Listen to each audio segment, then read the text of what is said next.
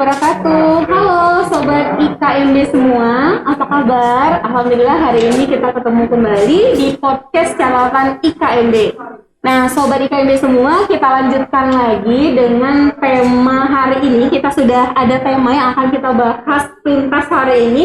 Terkait dengan tema hari ini menarik sekali. Apa itu? Terkait dengan remaja. Jadi remaja cerdas anti seks bebas. So dari temanya aja ini udah bisa berpikir ada apa dengan remaja dan anti seks bebas. Nah, Sobat IKMB semua, alhamdulillah di studio kita sudah kedatangan ya Ibu Norma. Halo Ibu Norma, assalamualaikum. Apa kabar Bu Norma?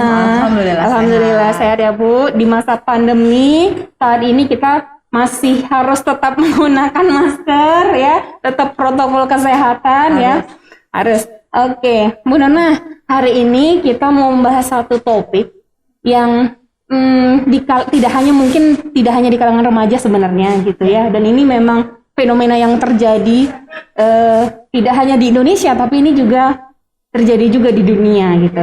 Dan kita akan bahas tentang bagaimana sebenarnya pandangan Bu Norma nih terkait dengan remaja. Oke, baik. Jadi remaja itu mungkin saya perlu definisikan dulu ya. Remaja itu batasan usianya 10 sampai dengan 19 tahun kalau kita mengacu pada batasan remaja di WHO. Nah, di masa usia 10 sampai 19 tahun itu seseorang masih mencari jati dirinya. Jadi masih meraba-raba bagaimana nanti ke depannya dia ingin menjadi seperti apa nanti di masa dewasanya gitu. Jadi di masa itu membuat seseorang itu curiosity-nya lebih tinggi dibandingkan di usia yang lain. Jadi rasa ingin tahu, rasa ingin mencoba-coba, yang katanya remaja itu masa mencari jati diri, benar ya Bu ya? Betul. Jadi rasa yang masih belum pasti itu, nah itu yang sedang dialami oleh remaja. Disebut juga masa pancaroba ya Bu ya. Jadi karena peralihan dari anak-anak untuk membentuk dirinya mau seperti apa ke depannya gitu. Betul. Di sini sangat resiko sebenarnya ya Bu ya terhadap kondisi internal dan eksternalnya. Betul sekali. Karena dia belum bisa membuat keputusan yang saya inginnya seperti ini. Dia masih meraba, kalau saya coba ini jadinya seperti apa ya? Kalau saya coba ini jadinya seperti apa ya? Kalau dapat orang yang memang benar mengebimbing akan luruslah jalannya. Tapi kalau mendapat teman atau mungkin seseorang yang agak berbelok, nah itu akan jadi belok juga nanti jalannya. Itulah remaja ya Bu ya. Betul. Nah terkait itu Bu berarti sangat erat terkait pergaulan ya Bu ya, benar ya? Iya, karena remaja itu lebih gampang dengar kata temennya, kata gengnya, daripada kata orang tuanya. Iya, jadi lebih nurut sama teman-teman geng. Iya, apa kata gengnya dia ikutin. Walaupun orang tua bilang jangan. Tapi kalau teman-temannya sekitar melakukan itu, dia akan ikut. Karena memang yang berpengaruh besar terhadap diri remaja itu adalah peer group-nya. Peer group, betul sekali. Jadi teman sebaya ya, teman sebaya yang mungkin bisa mengungkap hal apapun ya Bu ya, mungkin masalah pribadi, masalah asmara, masalah ada bicarakan masalah ini nggak ya Bu? Kuliah atau sekolah? Berapa persennya mungkin kebanyakan masalah itu ya, masalah asmara mungkin ya. Dengan temannya satu kelompok itu remaja bebas bercerita apapun. Betul. Dan mereka biasanya akan saling sharing ya, berbagi cerita, berbagi pengalaman mungkin. Nah itu tadi kalau salah mendapatkan peer group itu tadi ya, teman yang untuk dia berbagi cerita dan curhat itu akan miring juga lah nanti jalannya gitu ya Bu ya. Sehingga kata orang tua jangan keluar, jangan ini, jangan itu. Bahkan itu bisa dikatakan orang tua melarang-larang itu ya Bu ya, melarang-larang. Padahal sebenarnya maksud orang tua itu baik ya, mengarahkan ke arah baik, positif gitu. Nah sehingga kalau tadi dari peer group atau teman sebaya tadi mengarah kepada hal yang tidak semestinya gitu ya Bu ya, kita katakanlah ke hal yang negatif gitu, otomatis si remaja ini tadi akan ikut akan ikut gitu, akhirnya dia salah jalan. Ya, Karena di masa remaja ini kan selain perkembangan dari psikologi yang dia masih masa mencari, Betul, iya. perkembangan fisik juga sedang bertumbuh di situ. Iya. Termasuk salah satunya tentang perubahan organ reproduksi. Oh iya betul Ya, sekali. dengan adanya perubahan organ reproduksi, perubahan sistem hormon Betul. itu membuat seorang remaja rasa ingin tahu tentang seksual Iya. itu lebih besar. Betul. Tambah lagi mungkin topik-topik itu udah ada ya Bu ya, pendidikan seksual di mungkin masa-masa sekolah ya udah ada ya Bu ya. Untuk di sekolah Sudah masuk. sudah masuk, tapi masuk. masih sangat minim gitu ya. Mm-mm. Karena di masyarakat kita itu kalau membahas tentang kesehatan reproduksi itu asumsinya hanya selalu tentang seksual, padahal betul. tidak selalu seperti itu. Lebih luas lagi sebenarnya Iya, bisa betul. dibahas. Tapi agak khawatir nih Bu, karena kan tadi remaja masa mencari, masa ingin tahu, masa uji cobanya tinggi gitu ya, bener nggak ya? Nanti kata temennya A gitu, coba deh gitu kan. Dia makin penasaran kalau dibilang seperti itu. Tambah lagi mungkin pendidikan seks itu memang sudah ada di pendidikan-pendidikan atau di sekolah-sekolah. Tapi gimana nih menurut pendapat Ibu tuh hal tersebut malah menjadi pemicu si remaja itu bener-bener ingin melaksanakan gitu. Dia tahu nih mungkin anatomi atau organ-organ tubuhnya mengalami perubahan-perubahan. Nah, hal-hal negatif tadi yang dari temennya tadi, justru dia ingin mengetahui lebih dalam lagi bagaimana sih rasanya, apa iya gitu kan? Ya karena mungkin karena masih sama-sama masih dalam masa mencoba-coba Betul. itu tadi ya. Jadi informasi yang didapat itu tidak diarahkan ke hal yang positif gitu ya. Jadi yang A katanya begini, yang B katanya begini, daripada penasaran dicobain aja Iya deh betul. gitu. Kayaknya itu yang membuat penasaran Iya, karena betul. memang mau mencari tadi gitu Iya. kan. Apa iya? Kayaknya nggak bener deh gitu kan? Iya, dan sebagian besar remaja laki-laki itu lebih penasaran kalau terkait gitu? dengan hal seksual. Oh, gitu ya, Bu, ya? Gitu. Iya, lebih dari 53% Oh. remaja laki-laki itu lebih penasaran dengan hal seksual, dan sebanyak itu pula yang sudah mencoba untuk melakukan hubungan seks. Ya, betul. Misalnya gini ya Bu ya, untuk remaja yang nggak harus dia di satu sekolah yang sama, mungkin bisa juga beda sekolah gara-gara tadi mungkin mau kumpul sama teman-temannya, Ya. atau awalnya mau kerja kelompok Bu, biasanya kan kayak gitu. Jadi dapat izin dari keluarga kan, kalau tugas kelompok kan dapat izin. Nah, tapi kalau hanya untuk happy mungkin orang tua agak ngapain gitu. Iya, iya, Nah, iya. awalnya itu bisa menjadi jalan ya Bu ya ke arah sana. Mungkin berapa persennya membicarakan tugas kelompok, berapa persennya lagi lebih besar lebih ke curhat. Mungkin ada mungkin masalah keluarga yang ingin dia share, karena dia mungkin menganggap si temennya itu tadi, si peer groupnya itu tadi lebih memahami dia dengan kondisi dia saat itu gitu ya Bu bisa ya. jadi seperti itu. Cuman saat ini dengan semakin berkembangnya media Betul. gitu kan, dan pergaulan juga semakin bebas. Betul. Jadi angka kehamilan pada remaja juga semakin tahun semakin Tinggi. bertambah begitu, Oke. semakin meningkat. Iya, gitu. benar-benar. Padahal kita semua tahu bahwa tubuhnya remaja itu belum siap untuk hamil gitu ya, untuk dari sisi perkembangan fisiknya gitu Iya, ya. Karena iya, benar. untuk kehamilan yang sehat itu perlu direncanakan. Nah, kalau remaja-remaja ini mereka melakukan hubungan seksual karena rasa ingin tahu, ada juga yang beralasan ingin takut diputuskan, gitu. Oh, Jadi iya, dipaksa benar. dengan cowoknya gitu ya. Iya benar. Akhirnya jika terjadi kehamilan, kan kehamilannya tidak direncanakan Betul. gitu ya, sehingga nanti akibatnya bayi yang dilahirkan pun bukan dalam kondisi yang sehat. Iya, karena memang butuh persiapan ya Bu Betul sekali, untuk ke arah betul sana sekali. gitu.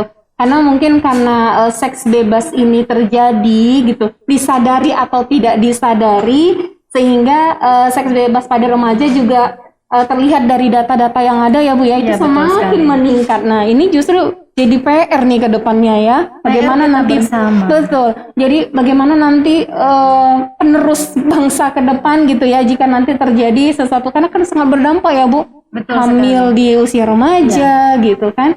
Nah, itu sangat Selain kehamilan juga dampak yang lain masih banyak Wika, Oh, tentang IMS misalnya, infeksi betul. menular seksual. Iya, Karena benar-benar. kalau tanpa ikatan pernikahan, kemungkinan untuk berganti Berganti pasangan pasangan. itu sangat besar. Nah, gitu. itu Bu. Itu Aborsi betul. juga. Aborsi juga meningkat. Jadi dampak yang didapat setelah melakukan seks bebas ini atau pergaulan bebas ini ternyata tidak hanya senangnya aja gitu ya Bu, happy-nya aja, tapi dampak dari situ tuh bisa kemana-mana gitu ya, tidak hanya kepada kesehatan ya, tapi ke sosial ya Bu. Iya, benar sosial ya. juga. Jadi kalau seorang remaja itu sudah hamil, akhirnya dia terpaksa menikah ya Bu. Ya, terpaksa. Bukan dipaksa. Kalau zaman dulu mungkin dipaksa ya. Tapi kalau zaman sekarang terpaksa menikah. Benar.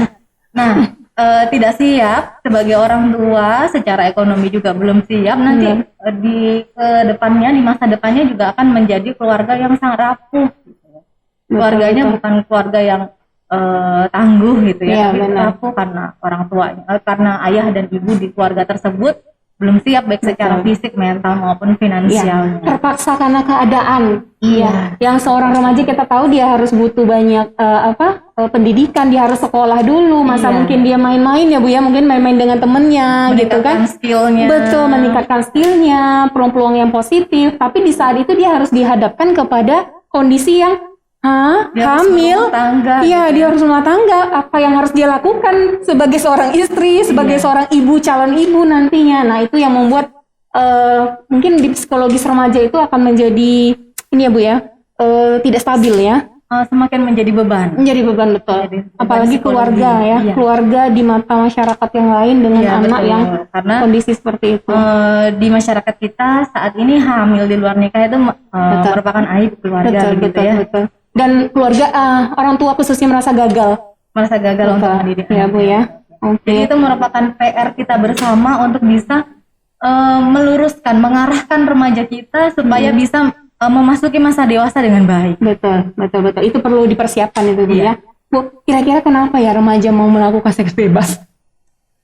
Yang pertama karena rasa penasaran itu tadi ya. Rasa penasaran, jadi kenapa sih saya begini, kok tubuh saya berubah kan awalnya dari situ ya.